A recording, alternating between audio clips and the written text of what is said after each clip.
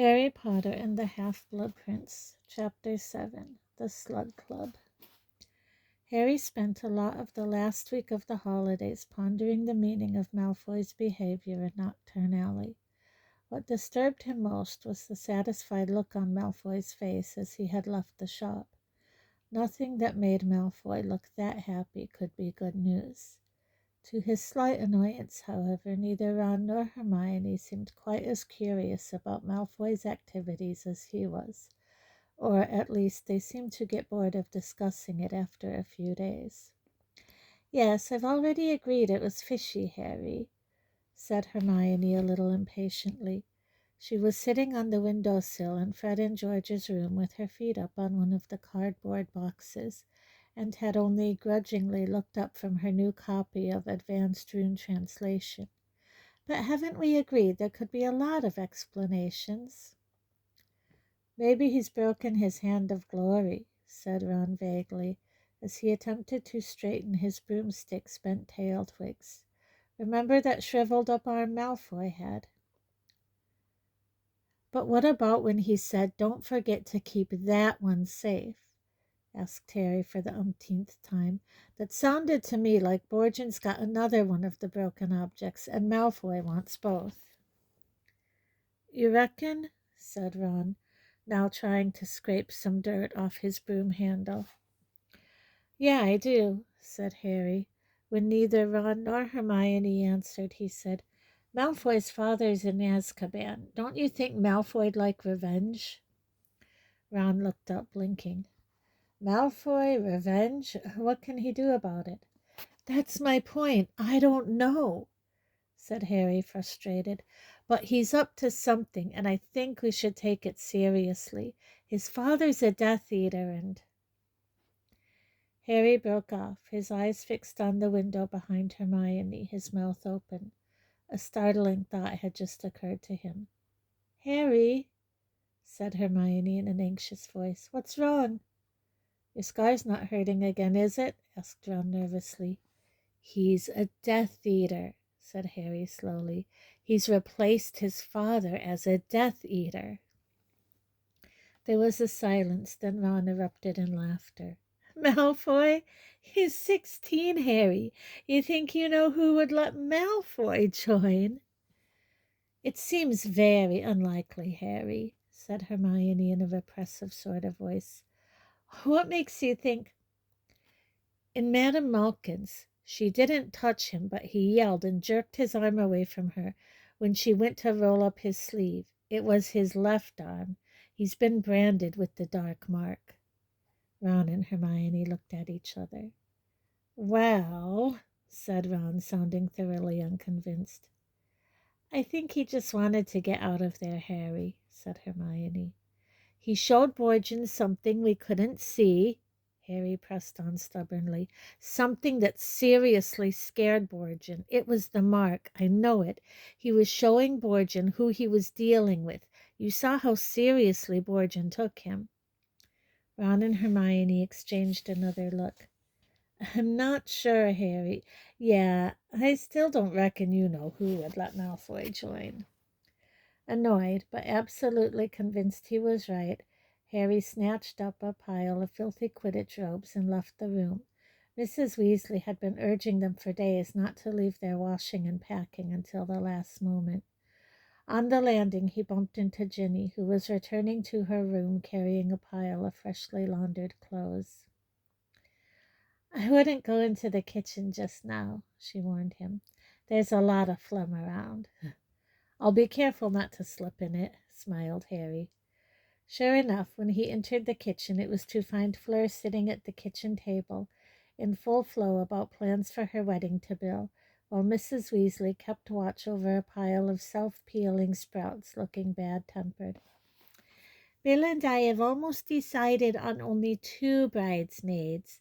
Ginny and Gabrielle would look very sweet together. I am thinking of dressing them in pale gold. Pink would of course be horrible with Ginny's hair." "Ah, Harry," said Mrs. Weasley loudly, cutting across Fleur's monologue.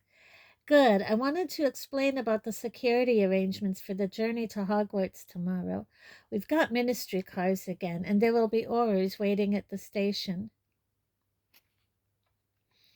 Is Tonks going to be there? Asked Harry, handing over his Quidditch things. No, I don't think so. She's been stationed somewhere else, from what Arthur said. She has let herself go, that Tonks, mused Fleur, examining her own stunning reflection in the back of a teaspoon. A big mistake, if you ask. Yes, thank you, said Mrs. Weasley tartly, cutting across Fleur again. You'd better get on, Harry. I want the trunks ready tonight, if possible, so we don't have the usual last-minute scramble.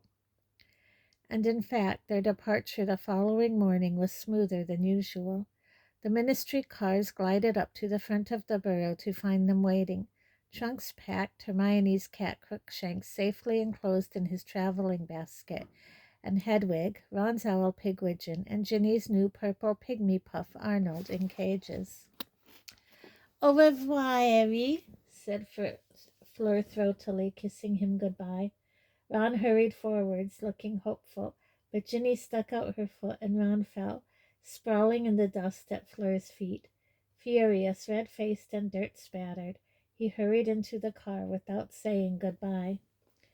There was no cheerful Hagrid waiting for them at King's Cross Station. Instead, two grim-faced, bearded Aurors in dark Muggle suits moved forwards the moment the car stopped, and, flanking the party, marched them into the station without speaking. Quick, quick, through the barrier, said Mrs. Weasley, who seemed a little flustered by this austere efficiency. Harry had better go first with... She looked inquiringly at one of the Aurors, who nodded briefly, seized Harry's upper arm, and attempted to steer him towards the barrier between platforms 9 and 10. I can walk, thanks, said Harry irritably, jerking his arm out of the Auror's grip.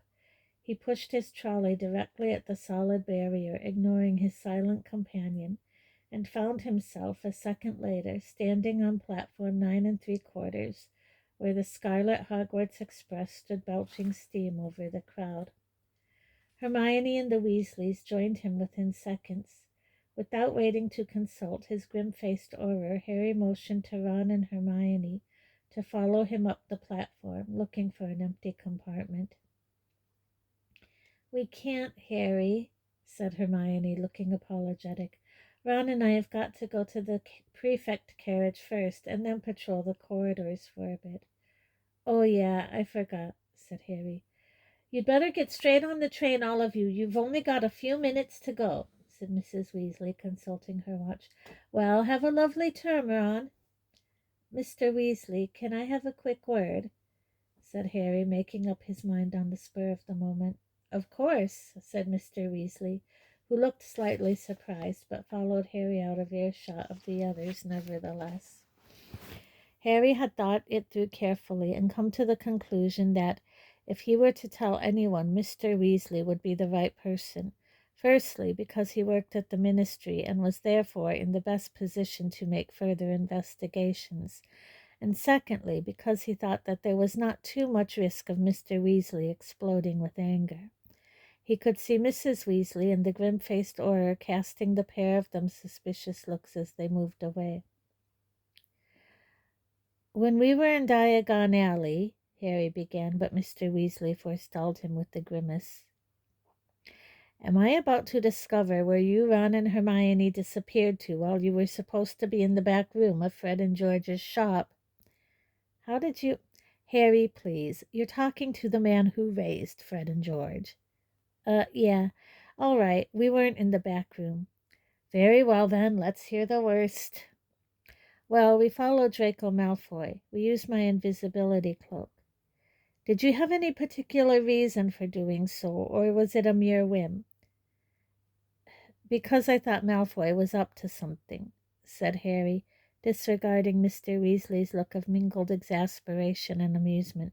He'd given his mother the slip, and I wanted to know why.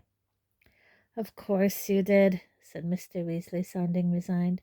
Well, did you find out why? He went into Borgin and Burke's, said Harry, and started bullying the bloke in there, Borgin, to help him fix something. And he said he wanted Borgin to keep something else for him. He made it sound like it was the same kind of thing that needed fixing, like they were a pair, and Harry took a deep breath. There's something else. We saw Malfoy jump about a mile when Madame Malkin tried to touch his left arm. I think he's been branded with the dark mark. I think he's replaced his father as a Death Eater. Mr. Weasley looked taken aback. After a moment he said, Harry, I doubt whether you know who would allow a 16-year-old. Does anyone really know what you know who would or wouldn't do? Asked Harry angrily. Mr. Weasley, I'm sorry, but isn't it worth investigating? If Malfoy wants something fixing and he needs to threaten Borgit to get it done, it's probably something dark or dangerous, isn't it? I doubt it, to be honest, Harry, said Mr. Weasley slowly. You see, when Lucius Malfoy was arrested, we raided his house. We took away everything that might have been dangerous. I think you missed something, said Harry stubbornly. Well, maybe, said Mr. Weasley, but Harry could tell that Mr. Weasley was humoring him. There was a whistle behind them. Nearly everyone had boarded the train, and the doors were closing. You'd better hurry, said Mr. Weasley as Mrs. Weasley cried, Harry, quickly! He hurried forwards, and Mr. and Mrs. Weasley helped him load his trunk onto the train. Now, dear, you're coming to us for Christmas. It's all fixed with Dumbledore, so we'll see you quite soon, said Mrs. Weasley through the window as Harry slammed the door shut behind him and the train began to move. You make sure you look after yourself and... The train was gathering speed. Be good, and... She was jogging to keep up now. Stay safe. Harry waved until the train had turned a corner and Mr. and Mrs. Weasley were lost from view, then turned to see where the others had got to.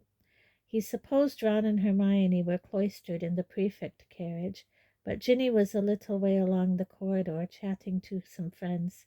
He made his way towards her, dragging his trunk. People stared shamelessly as he approached.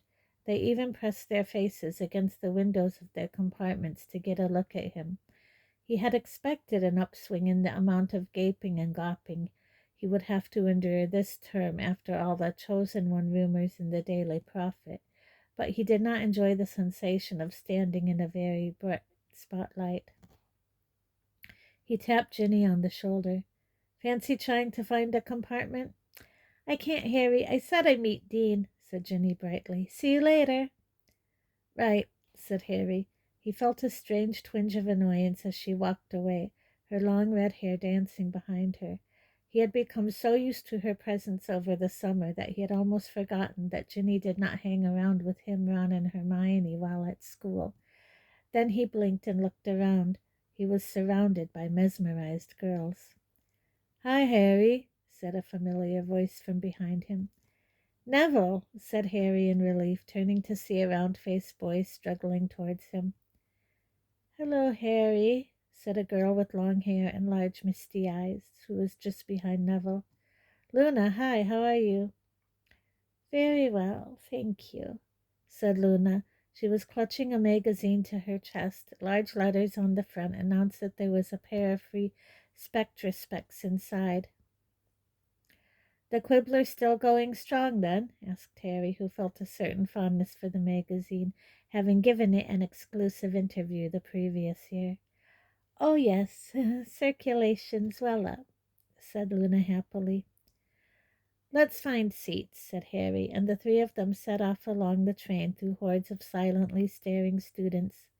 At last they found an empty compartment, and Harry hurried inside gratefully. They're even staring at us, said Neville, indicating himself and Luna, because we're with you. They're staring at you because you were at the ministry too, said Harry as he hoisted his trunk into the luggage rack. Our little adventure there was all over the Daily Prophet. You must have seen it. Yes, I thought Gran would be angry about all the publicity, said Neville, but she was really pleased. Says I'm starting to live up to my dad at long last. She bought me a new wand. Look. He pulled it out and showed it to Harry. "Cherry and unicorn," he said proudly. "We think it was one of the last Ollivander ever sold. He vanished the next day. Oi, come back here, Trevor." And he dived under the seat to retrieve his toad as it made one of its frequent bids for freedom. "Are we still doing DA meetings this year, Harry?" asked Luna, who was detaching a pair of psychedelic spectacles from the middle of the quibbler. "No point now we've got rid of Umbridge, is there?" said Harry, sitting down. Neville bumped his head against the seat as he emerged from under it. He looked most disappointed. "I like the DA. I learned loads with you." "I enjoyed the meetings too," said Luna serenely. "It was like having friends." This was one of those uncomfortable things Luna often said, and which made Harry feel a squirming mixture of pity and embarrassment. Before he could respond, however, there was a disturbance outside their compartment door. A group of fourth-year girls was whispering and giggling together on the other side of the glass. "You ask him." "No, you."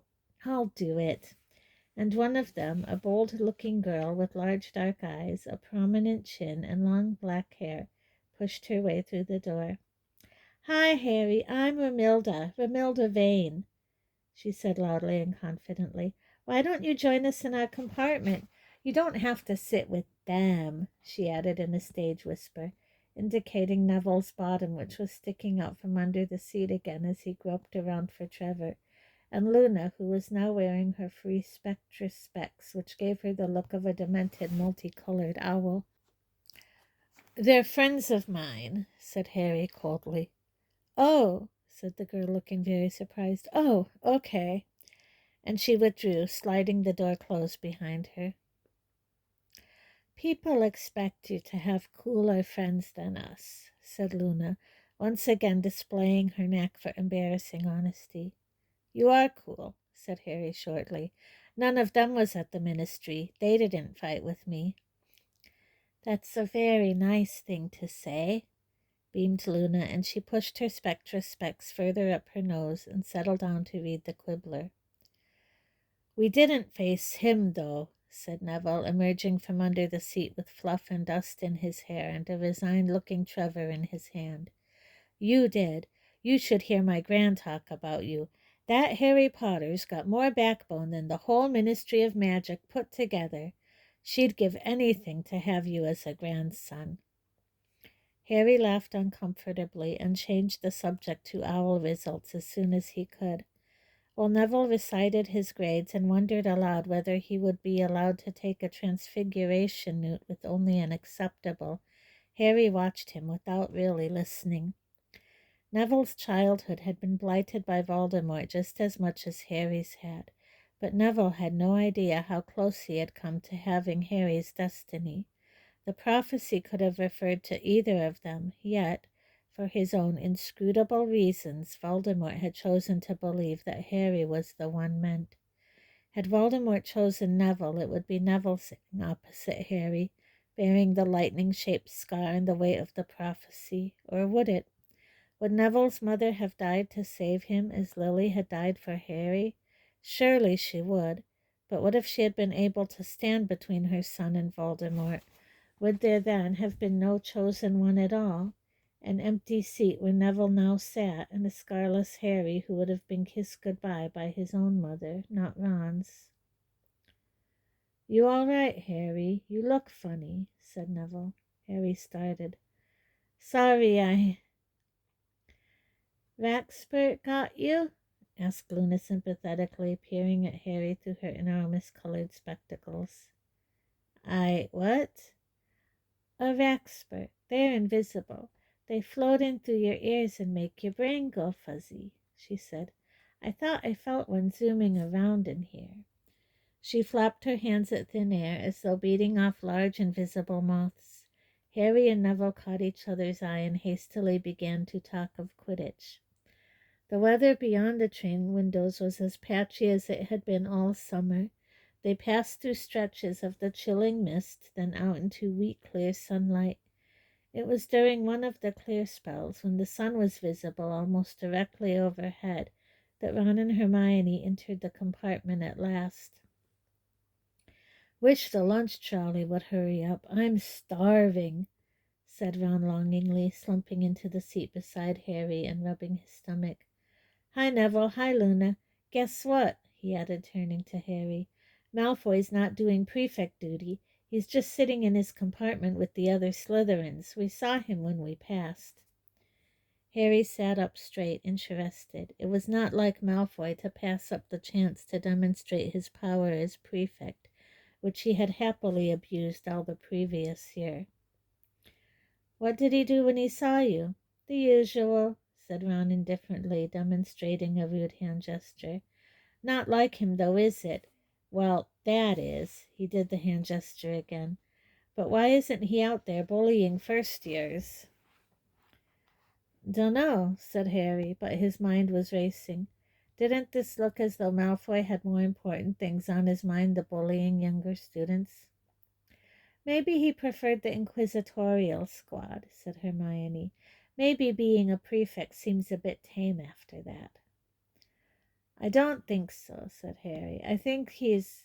But before he could expound on his theory, the compartment door slid open again, and a breathless third-year girl stepped inside. I'm supposed to deliver these to Neville Longbottom and Harry Potter, she faltered as her eyes met Harry's, and she turned scarlet. She was holding out 2 scrolls of parchment tied with violet ribbon. Perplexed, Harry and Neville took the scroll addressed to each of them, and the girl stumbled back out of the compartment. What is it? Ron demanded as Harry unrolled his.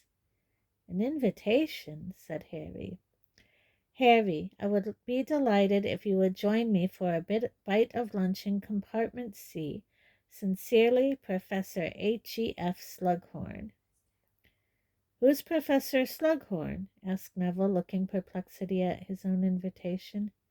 New teacher, said Harry. Well, I suppose we'll have to go, won't we?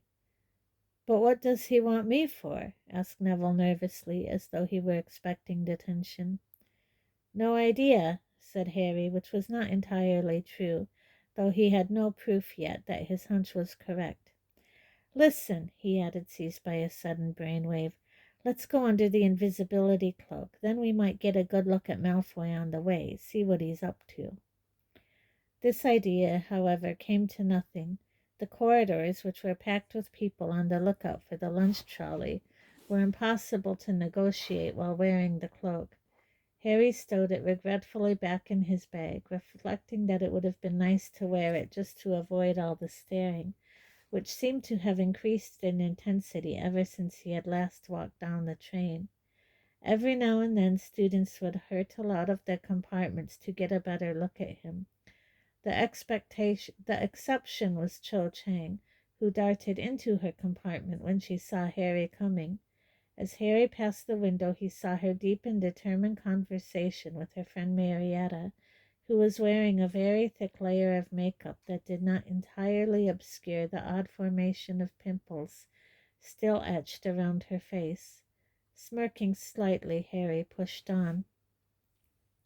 When they reached compartment C, they saw at once that they were not Slughorn's only invitees, although judging by the enthusiasm of Slughorn's welcome, Harry was the most warmly anticipated.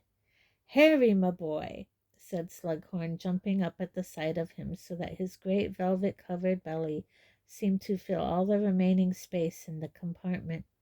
His shiny bald head and great silver mustache gleamed as brightly in the sunlight as the golden buttons on his waistcoat. Good to see you, good to see you. And you must be Mr. Longbottom.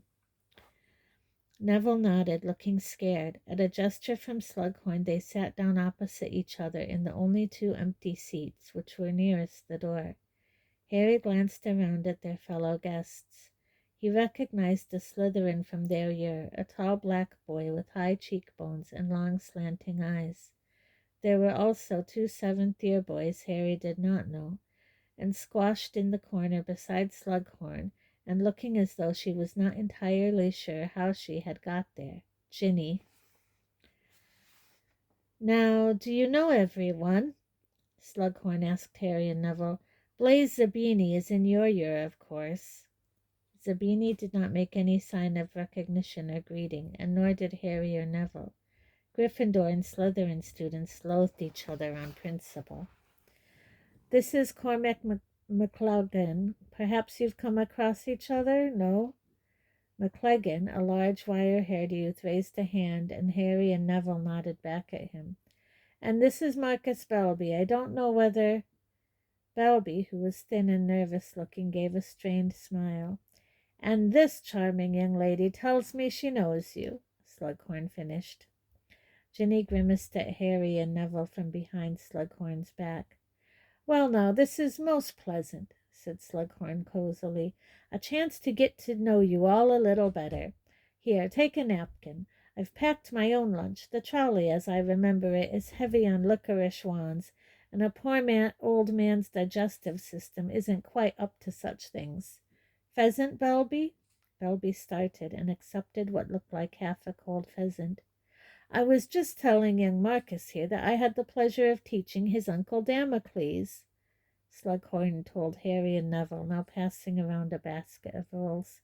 "Outstanding wizard, outstanding, and his Order of Merlin most well deserved. Do you see much of your uncle, Marcus?" Unfortunately, Belby had just taken a large mouthful of pheasant. In his haste to answer Slughorn, he swallowed too fast, turned purple, and began to choke. "Anapneo," said Slughorn calmly, pointing his wand at Belby, whose airways seemed to clear at once. "Not so much of him, no," gasped Belby, his eyes streaming. "Well, of course, I dare say he's busy," said Slughorn, looking questioning at Belby. "I doubt he invented the wolfsbane potion without considerable hard work." "I suppose," said Belby, who seemed afraid to take another bite of pheasant until he was sure that Slughorn had finished with him. He and my dad don't get on very well, you see, so I don't really know much about—" His voice tailed away as Slughorn gave him a cold smile and turned to McLagan instead. "Now you, Cormac," said Slughorn, "I happen to know you see a lot of your Uncle Tiberius because he has a rather splendid picture of the two of you hunting nogtails in, I think, Norfolk." "Oh, yeah, that was fun, that was," said McLagan. "We went with Bertie Higgs and Rufus Scrimgeour. This was before he became minister, obviously." "Ah, you know Bertie and Rufus, too," beamed Slughorn, now offering around a small tray of pies. Somehow Belby was missed out. "Now tell me." It was as Harry had suspected. Everyone here seemed to have been invited because they were connected to somebody well-known or influential. Everyone except Ginny. Zabini, who was interrogated after McLagan, turned out to have a famously beautiful witch for a mother. From what Harry could make out, she had been married 7 times, each of her husbands dying mysteriously and leaving her mounds of gold. It was Neville's turn next. This was a very uncomfortable 10 minutes, for Neville's parents, well-known Aurors, had been tortured into insanity by Bellatrix Lestrange and a couple of Death Eater cronies. At the end of Neville's interview, Harry had the impression that Slughorn was reserving judgment on Neville, yet to see whether he had any of his parents' flair. "And now," said Slughorn, shifting massively in his seat with the air of a compere, introducing his star act, "Harry Potter, where to begin? I feel I barely scratched the surface when we met over the summer." He contemplated Harry for a moment, as though he were a particularly large and succulent piece of pheasant, then said, "The chosen one, they're calling you now." Harry said nothing. Belby, McLagan, and Zabini were all staring at him. "Of course," said Slughorn, watching Harry closely, "there have been rumors for years. I remember when, well, after that terrible night, Lily, James, and you survived, and the word was that you must have powers beyond the ordinary." Zabini gave a tiny little cough that was clearly supposed to indicate amused skepticism. An angry voice burst out from behind Slughorn. "Yeah, Zabini, because you're so talented." at posing. Oh dear, chuckled Slughorn comfortably, looking round at Ginny, who was glaring at Zabini around Slughorn's great belly. You want to be careful, Blaze. I saw this young lady perform the most marvelous bat bogey hex as I was passing her carriage. I wouldn't cross her. Zabini merely looked contemptuous. Anyway, said Slughorn, turning back to Harry, such rumors this summer. Of course, one doesn't know what to believe.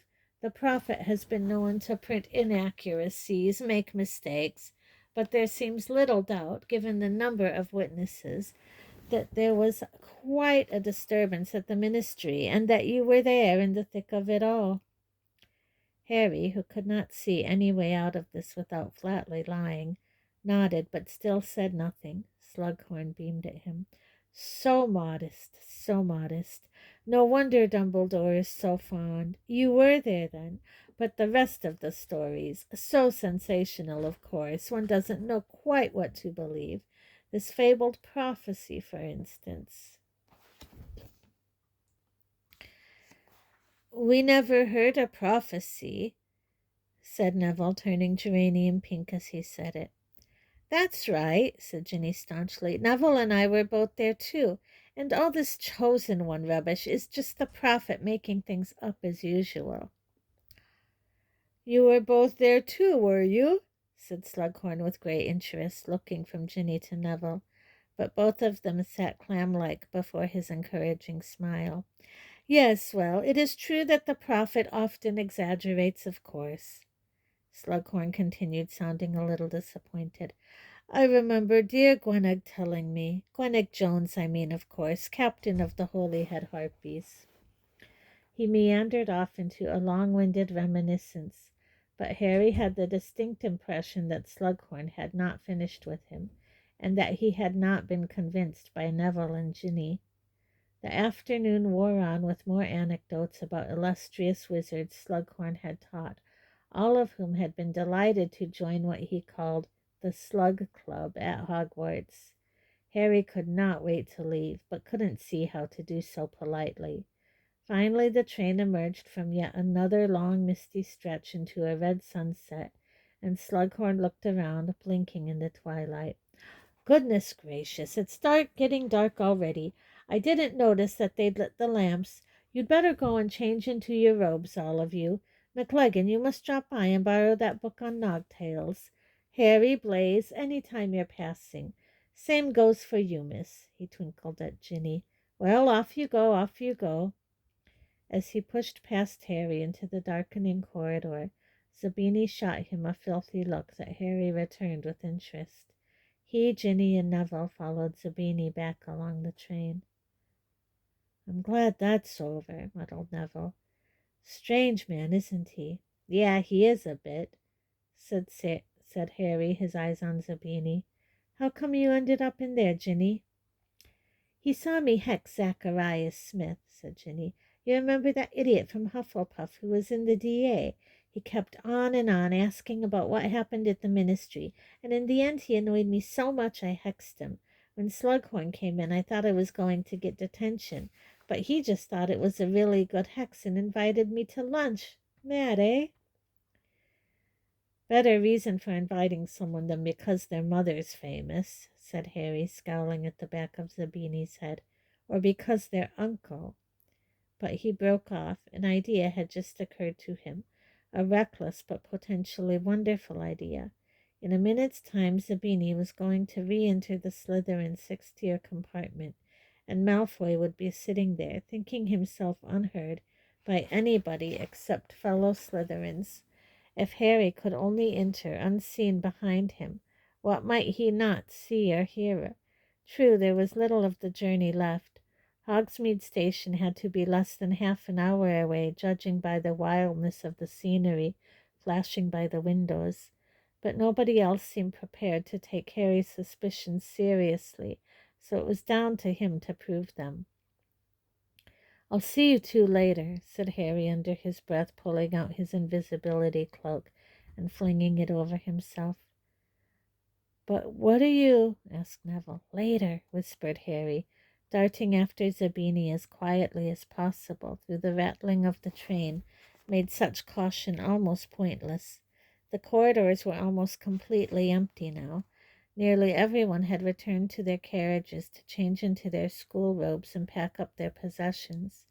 Though he was as close as he could get to Zabini without touching him, Harry was not quick enough to slip into the compartment when Zabini opened the door.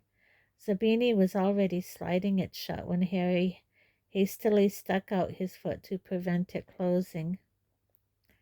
"What's wrong with this thing?" said Zabini angrily as he smashed the sliding door repeatedly into Harry's foot. Harry seized the door and pushed it open hard. Zabini, still clinging onto the handle, toppled over sideways into Gregory Goyle's lap, and in the ensuing ruckus Harry darted into the compartment, leapt onto Zabini's temporarily empty seat, and hoisted himself up into the luggage rack. It was fortunate that Goyle and Zabini were snarling at each other, drawing all eyes onto them, for Harry was quite sure his feet and ankles had been revealed as the cloak had flapped around them. Indeed, for one horrible moment he thought he saw Malfoy's eyes follow his trainer as it whipped upwards out of sight. But then Goyle slammed the door shut and flung Zabini off him. Zabini collapsed into his own seat, looking ruffled. Vincent Crabbe returned to his comic, and Malfoy, sniggering, lay back down across 2 seats with his head in Pansy Parkinson's lap. Harry lay curled uncomfortably under the cloak to ensure that every inch of him remained hidden, and watched Pansy stroke the sleek blonde hair off Malfoy's forehead, smirking as she did so, as though anyone would have loved to have been in her place. The lantern swinging from the carriage ceiling cast a bright light over the scene. Harry could read every word of Crabbe's comic directly below him. "So, Zabini," said Malfoy, "what did Slughorn want?" "Just trying to make up to well-connected people," said Zabini, who was still glowering at Goyle. "Not that he managed to find many." This information did not seem to please Malfoy. "Who else had he invited?" he demanded. "McGleggan from Gryffindor," said Zabini. "Oh, yeah, his uncle's big in the ministry," said Malfoy. "Someone else called Belby from Ravenclaw." "Not him, he's a prat," said Pansy. "And Longbottom, Potter, and that Weasley girl," finished Zabini. Malfoy sat up very suddenly, knocking Pansy's hand aside. "He invited Longbottom." "Well, I assume so, as Longbottom was there," said Zabini indifferently. "What's Longbottom got to interest Slughorn?" Zabini shrugged. "Potter, precious Potter. Obviously he wanted to look at the chosen one," sneered Malfoy. "But that Weasley girl, what's so special about her?" "A lot of boys like her," said Pansy, watching Malfoy out of the corner of her eyes for his reaction. "Even you think she's good-looking, don't you, Blaise? And we all know how hard you are to please." "I wouldn't touch a filthy little blood traitor like her, whatever she looked like," said Zabini coldly, and Pansy looked pleased. Malfoy sank back across her lap and allowed her to resume the stroking of his hair. "Well, I pity Slughorn's taste. Maybe he's going a bit senile. Shame. My father always said he was a good wizard in his day. My father used to be a bit of a favorite of his. Slughorn probably hasn't heard I'm on the train, or—" "I wouldn't bank on an invitation," said Zabini. "He asked me about Knott's father when I first arrived. They used to be old friends, apparently, but when he'd heard he'd been caught at the ministry, he didn't look happy. And Knott didn't get an invitation, did he? I don't think Slughorn's interested in Death Eaters." Malfoy looked angry, but forced out a singularly humorless laugh. "Well, who cares what he's interested in? What is he when you come down to it? Just some stupid teacher." Malfoy yawned ostentatiously. "I mean, I might not even be at Hogwarts next year. What's it matter to me if some fat old has-been likes me or not?" "What do you mean you might not be at Hogwarts next year?" said Pansy indignantly, ceasing grooming Malfoy at once. "Well, you never know," said Malfoy with the ghost of a smirk. "I might have moved on to bigger and better things." Crouched in the luggage rack under his cloak, Harry's heart began to race. What would Ron and Hermione say about this? Crabbe and Goyle were gawping at Malfoy. Apparently they had had no inkling of any plans to move on to bigger and better things. Even Zabini had allowed a look of curiosity to mar his haughty features. Pansy resumed the slow stroking of Malfoy's hair, looking dumbfounded. "Do you mean him?" Malfoy shrugged. "Mother wants me to complete my education, but personally, I don't see it as that important these days. I mean, think about it. When the Dark Lord takes over, is he going to care how many owls or newts anyone's got? Of course he isn't. It'll be all about the kind of service he received, the level of devotion he was shown." "And do you think you'll be able to do something for him?" asked Zabini scathingly. 16 years old and not even fully qualified yet." "I've just said, haven't I? Maybe he doesn't care if I'm qualified. Maybe the job he wants me to do isn't something that you need to be qualified for," said Malfoy quietly. Crabbe and Goyle were both sitting with their mouths open like gargoyles. Pansy was gazing down at Malfoy as though she had never seen anything so awe-inspiring. "I can see Hogwarts," said Malfoy, clearly relishing the effect he had created, as he pointed out of the blackened window. "We'd better get our robes on."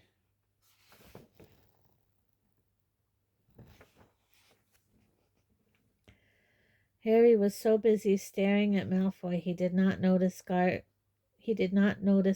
reaching up for his trunk as he swung it down. It hit Harry hard on the side of the head. He let out an involuntary gasp of pain, and Malfoy looked up at the luggage rack, frowning. Harry was not afraid of Malfoy, but he still did not much like the idea of being discovered hiding beneath his invisibility cloak by a group of unfriendly Slytherins. Eyes still watering and head still throbbing, he drew his wand, careful not to disarrange the cloak, and waited, breath held. To his relief, Malfoy seemed to decide that he had imagined the noise. He pulled on his robes like the others, locked his trunk, and as the train slowed to a jerky crawl, fastened a thick new traveling cloak round his neck. Harry could see the corridors filling up again, and hoped that Hermione and Ron would take his things out onto the platform for him. He was stuck where he was until the compartment had quite emptied. At last, with the final lurch, the train came to a complete halt. Goyle threw the door open and muscled his way out into a crowd of second-years, punching them aside. Crabbe and Zabini followed. "You go on," Malfoy told Pansy, who was waiting for him with her hand held out as though hoping he would hold it. "I just want to check something." Pansy left. Now Malfoy and Harry were alone in the compartment. People were filing past, descending onto the dark platform. Malfoy moved over to the compartment door and let down the blinds, so that people in the corridor beyond could not peer in. He then bent down over his trunk and opened it again. Harry peered down over the edge of the luggage rack, his heart pumping a little faster. What had Malfoy wanted to hide from Pansy? Was he about to see the mysterious broken object it was so important to mend? "Petrificus totalis!" Without warning, Malfoy pointed his wand at Harry, who was instantly paralyzed. As though in slow motion, he toppled out of the luggage rack and fell, with an agonizing, floor-shaking crash at Malfoy's feet, the invisibility cloak trapped beneath him, his whole body revealed with his legs still curled absurdly into the cramped kneeling position. He couldn't move a muscle. He could only gaze up at Malfoy, who smiled broadly. "I thought so," he said jubilantly. "I heard Goyle's trunk hit you, and I thought I saw something white flash through the air after Zabini came back. His eyes lingered for a moment upon Harry's trainers. That was you blocking the door when Zabini came back in, I suppose? He considered Harry for a moment. You didn't hear anything I care about, Potter, but while I've got you here, and he stamped hard on Harry's face. Harry felt his nose break. Blood spurted everywhere. That's from my father. Malfoy dragged the cloak out from under Harry's immobilized body and threw it over him. I don't reckon they'll find you till the train's back in London, he said quietly. See you around, Potter. Or not. And taking care to tread on Harry's fingers, Malfoy left the compartment.